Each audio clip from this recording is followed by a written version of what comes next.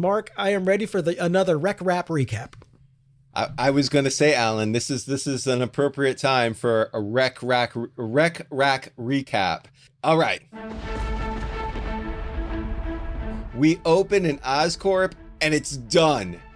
Norman is turning over his empire to Peter Parker, but his council wants to know, is Norman of right mind here? Like, how would they know otherwise? Norman lets them know he's fine, leave him alone, and he's going to confirm when Peter confirms this super secret deal. Norman checks with security, and Peter is in the building, so he gets into his Green Goblin garb, and it's time to finish things with the dear boy.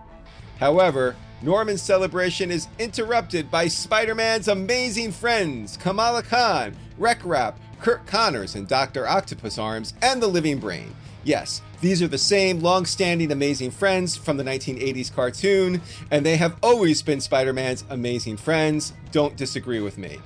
Now it's slobbering time, and Norman is ready to throw hands. Meanwhile, Spider-Man's going through stuff.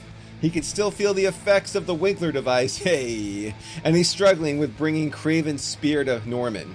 So he fashions the spear and the Winkler device together because what good is a couple of MacGuffins if you can't make them into a super MacGuffin?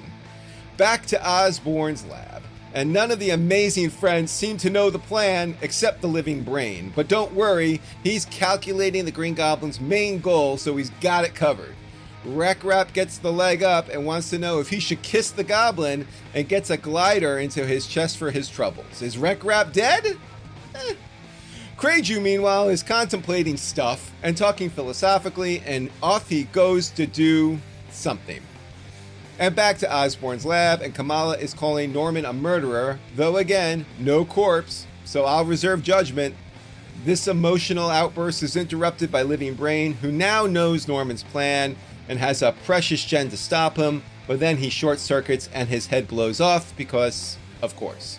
Kamala then gets the octopus arms and starts fighting. We quickly flash over to Jonah and Doug, and now Doug knows the frickin' plan, but he just stares at a computer screen instead of providing the readers with any kind of exposition, and that brings us back to Oscorp.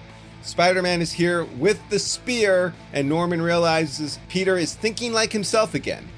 Norman bails on the fight, and Spider-Man follows him into the basement, and the door slams shut, and Doug and JJJ have been captured by Kraju, who also seems to know what's up, but just lets them know that the Spider and the Goblin must go into the darkness together, and only one will return, and the cosmic ballet goes on, and anybody want to switch seats?